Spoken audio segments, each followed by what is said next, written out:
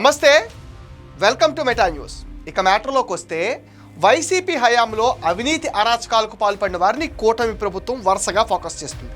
దీంతో ఇప్పుడు ఆ పార్టీ నేతలు వణికిపోతున్నారు. పోసాని కృష్ణమురళి అరెస్టు తర్వాత నుంచి మరిన్ని కీలక పరిణామాలు అయితే చోటు చేసుకుంటున్నాయి. ఆ పార్టీ మాజీ ఎంపీ గోరింట్ల మాధవ్ మరిన్ని చిక్కుల్లో పడగా ఇప్పుడు మాజీ మంత్రి విడుదల రజని వంతొచ్చేసింది. మంత్రిగా ఉన్న సమయంలో విడుదల రజని ఒక స్టోన్ క్రషింగ్ యాజమానులను బెదిరించి వసూళ్లకు పాల్పడ్డారనే ఆరోపణలు కూడా ఉన్నాయి. ఈ కేసులో రజనీ పైన విచారణ కోసం ఏసీబీ తాజాగా గవర్నర్కు లేఖ రాసింది. ఇదే ఆరోపణలు ఎదుర్కొంటున్న పోలీస్ అధికారి జాషువా విచారణకు సిఎస్ అనుమతి కూడా లభించింది. గత ప్రభుత్వంలో జరిగిన అవినీతి అక్రమాల విషయంలో చర్యలు తీసుకునేందుకు ప్రభుత్వం పూర్తి స్థాయిలో చట్టబద్ధంగా వ్యవహరిస్తుంది.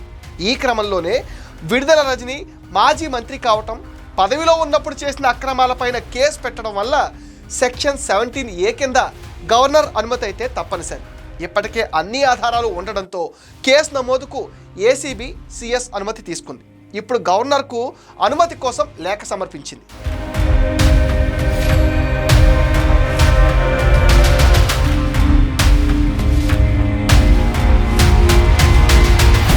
గత 5 ఏళ్లలో రజనీ సాగించిన అరాచకాలు అయితే అన్నీ ఇన్ని కావు.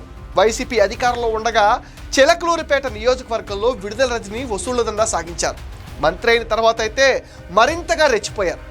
జగనన్న కాలనీలకు భూములిచ్చిన రైతుల నుంచి రజనీ 1.16 కోట్లు కమిషన్ నొక్కేశారు. జగనన్న ఇళ్ల స్థలాల కోసం ప్రభుత్వానికి భూమి ఇస్తే ఎకరాకు 31 లక్షలు ఇప్పిస్తానంటూ రజనీ రైతులకైతే ఎరవేశారు. 32 మంది రైతుల నుంచి 50 ఎకరాలు భూసేకరణ కూడా చేశారు. మొత్తం 1.16 కోట్ల మొత్తాన్ని రజనీ తన అనుచరుల ద్వారా వసూలు చేశారు. ప్రభుత్వం మారడంతో బాధితులు పోలీసులకు ఫిర్యాదు చేశారు. విచారణ జరిగితే గుట్టు రట్టవుతుందని భావించిన రజనీ మనుషులు తీసుకున్న డబ్బు మొత్తం తిరిగి వెనక్కిచ్చేశారు. ఇక సోషల్ మీడియాలో తమకు వ్యతిరేకంగా పోస్టులు పెడుతున్నారనే కారణంతో టీడీపీ నేతలను వేధించుకుంటున్నారు. ఇప్పుడు ఆ పాపాలన్నీ పండుతున్నాయి. Chilakaluripet TDP social media incharge Pilli Koti ఫిర్యాదు ఆధారంగా విడుదల రజనీ పైన SC/ST అట్రాసిటీ కేసు కూడా నమోదు చేశారు.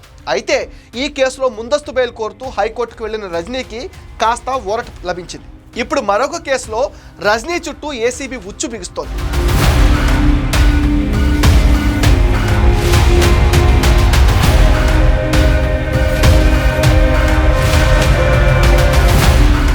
అధికారం ఉన్నప్పుడే 4 రాళ్లు వెనకేసుకోవాలనుకున్న రజనీ ఆ రాళ్లను పిండి చేసే క్రషర్ యాజమానులపై గురిపెట్టిన కేసులో చిక్కుకున్నారు.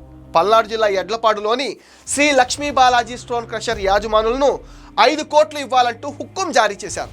ఇందుకోసం తన పిఎల్ను రంగంలోకి దింపిన రజనీ చివరకు అప్పట్లో రీజనల్ విజిలెన్స్ అండ్ ఎన్ఫోర్స్మెంట్ అధికారిగా ఉన్న పల్లె జాషువాను ప్రయోగించారు.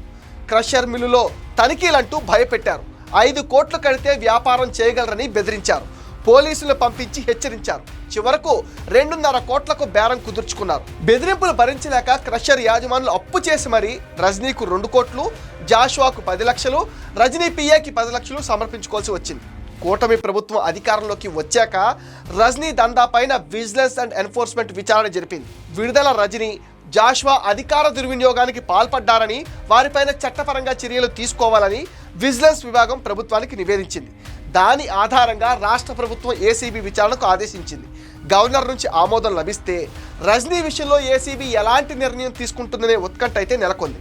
రజనీ అరాచకాలు మొత్తం బయటకు తీసి తిన్నదంతా కక్కిస్తామని ఇటీవల Chilakaluripet MLA Prathipati Pullarao strong warning ఇచ్చారు.